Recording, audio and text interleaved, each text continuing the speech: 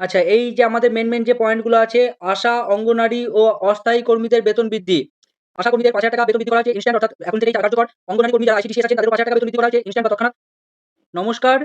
পশ্চিমবঙ্গে আজকে বাজেট ঘোষণা হয়ে গেছে এবং কাদের কত টাকা বেতন বৃদ্ধি হলো শুধু সেইটুকুই মেন পয়েন্টগুলো কভার করব। এক্সট্রা কিছু বলবো না। যেগুলো ডিটেলসে লেখা আছে তোমাদের যদি মনে হয় তোমরা ভিডিও পজ করে পুরোটা দেখে নেবে। আমি পুরোটাও লিখে দিয়েছি। আর এখন আমরা শুধু মেন পয়েন্টগুলো কভার করব। সবার আগে জানাই যে আমাদের অর্থমন্ত্রী স্বপন দাশগুপ্তর দ্বারা বাজেট আজকে পেশ করা হয়েছে, যেখানে ৪,৩৮,৭৭৫ টাকা বাজেটের জন্য বরাদ্দ করা হয়েছে। সরকারি যে ১,০০,০০০ চাকরি নিয়োগের জন্য বলা হয়েছে, তাতে 33% মহিলাদের সংরক্ষিত থাকবে। আর কি আছে, সবথেকে বড় যেটা সবার জন্য অপেক্ষায় ছিল, যে ডিএ কতটা বাড়বে। সরকারি যে কর্মচারীরা আগে কিন্তু 18% ডিএ পেত, এবার কিন্তু এক ঝটকায় একদম 38% হয়ে গেল, অর্থাৎ 20% ডিএ কিন্তু এক্সট্রা দেওয়া হবে, যেটাতে সরকারি কর্মচারীরা অনেকটাই খুবই খুশি হয়েছে এরকমটাই শোনা যাচ্ছে। আর কি হলো, মেন পয়েন্টগুলো শুধু শুনবো আমরা, কি কাদের কত টাকা বেতন বৃদ্ধি হলো। অতিরিক্ত যে ডিএ সেটা 20% বেড়ে গেছে এবং 38% হয়ে গেছে। কার্যকর কবে থেকে হবে? অক্টোবর, 1 অক্টোবর থেকে চালু হবে। নতুন যে চাকরি নিয়োগ ১,০০,০০০ শূন্য পদ আছে। মহিলাদের সংরক্ষণ 33% এক্সট্রা করা হয়েছে। এখানে আর কিছু বললাম না, এগুলো তোমরা একই দেখে নেবে মোটামুটি। নেক্সট পয়েন্ট কি আছে? অন্নপূর্ণা যোজনা। যে অন্নপূর্ণা যোজনা নিয়ে কি আছে? লক্ষ্মীর ভান্ডার যে প্রকল্পের পরিবর্তে নতুন অন্নপূর্ণা যোজনা চালু করা হয়েছে।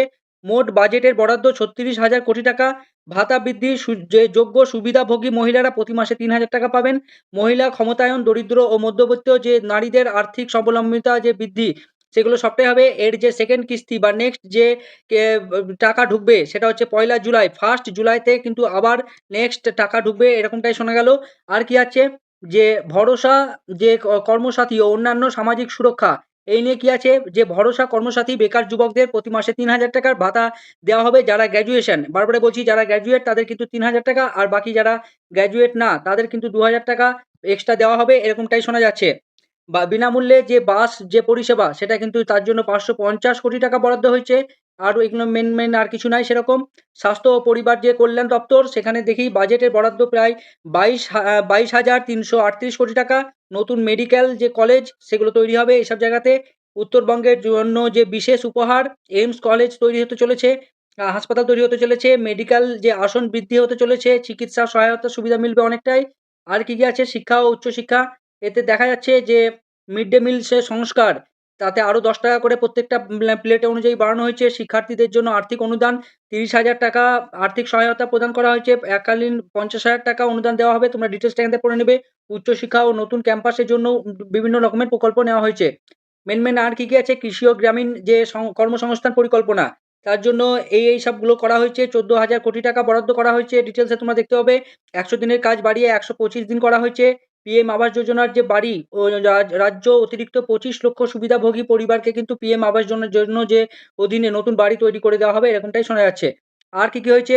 যোগাযোগ, বিমানবন্দর ও মেগা পরিকাঠামোর দিক থেকে নতুন বিমানবন্দর পরিকল্পনা চলছে। আচ্ছা, এই যে আমাদের মেন যে পয়েন্টগুলো আছে, আশা, অঙ্গনারী ও অস্থায়ী কর্মীদের বেতন বৃদ্ধি। আশা কর্মীদের ৫,০০০ টাকা বেতন বৃদ্ধি করা হয়েছে ইনস্ট্যান্ট, অর্থাৎ এখন থেকেই কার্যকর। অঙ্গনারী কর্মী যারা আইসিডিসিএস আছেন তাদেরও ৫,০০০ টাকা বেতন বৃদ্ধি করা হয়েছে ইনস্ট্যান্ট বা তৎক্ষণাৎ। যে পার্শ্ব শিক্ষক অর্থাৎ যারা প্যারা টিচার আছেন তাদেরও ৫,০০০ টাকা বেতন বৃদ্ধি করা হয়েছে। সিভিক ভলেন্টিয়ার, হোমগার্ড এদের ২,০০০ টাকা বেতন বৃদ্ধি করা হয়েছে। এদের ক্ষেত্রে কিন্তু আগস্ট থেকে এটা চালু হবে। আর কি আছে? এখানে মেন এগুলো হয়ে গেল। অন্নপূর্ণা যোজনা নারীর যে কল্যাণ, তাতে ৩৬,০০০ কোটি টাকা বরাদ্দ হয়েছে এর জন্য। স্বাস্থ্য পরিবার কল্যাণের জন্য ২২,৩৩৮ কোটি টাকা বরাদ্দ হয়েছে। স্বরাষ্ট্র ও পার্বত্য যে বিষয়ক, তাতে ১৬,৪৩৯ কোটি টাকা বরাদ্দ হয়েছে। গ্রামীণ কাজের জন্য ১৪,০০০ কোটি টাকা। খাদ্য ও সরবরাহ বিভাগের জন্য ১০,৪০৮ কোটি টাকা বরাদ্দ করা হয়েছে এই বাজেটে। আচ্ছা, বিভাগ ভিত্তিক যে বরাদ্দ ও প্রধান উদ্দেশ্য সংরক্ষণ যে সারসংক্ষেপ, তাতে কি আছে? পঞ্চায়েত ও গ্রামীণ যে উন্নয়ন, তাতে প্রায় ৪৬,২৯৩ কোটি টাকা বরাদ্দ হয়েছে। এগুলো তোমরা এখান থেকে দেখে নেবে কি বিভাগে কতটা বরাদ্দ করা হয়েছে। অন্নপূর্ণা যোজনার জন্য হয়েছে, স্বাস্থ্যসাথী মানে স্বাস্থ্য ও পরিবার কল্যাণের জন্য হয়েছে, স্বরাষ্ট্র ও পার্বত্য গ্রামীণ খাদ্য সরবরাহ, এগুলোর জন্য সবগুলোর জন্যই কিন্তু এবার বাজেটে অনেক কিছুই ঝলক রয়ে গেছে। মোট বাজেটের যে বরাদ্দ, তাতে ৪,৩৮,৭৭৫ কোটি টাকা প্রায় আর্থিক ভিত্তিতে যে মজবুত সেটা কিন্তু করবে এবার। এটাই জানা যাচ্ছে। আরো ডিটেইলস গুলো তোমরা এখান থেকে দেখে নেবে। আর কি আছে? আর কিছু ছিল না। মেন এইগুলোই ছিল জানানো আজকে তোমাদের জন্য, যে বেতন কিন্তু অনেকজনেরই বেড়েছে। তোমরা কাদের কত টাকা বেতন বৃদ্ধি হলো অবশ্যই কমেন্ট করে জানাও।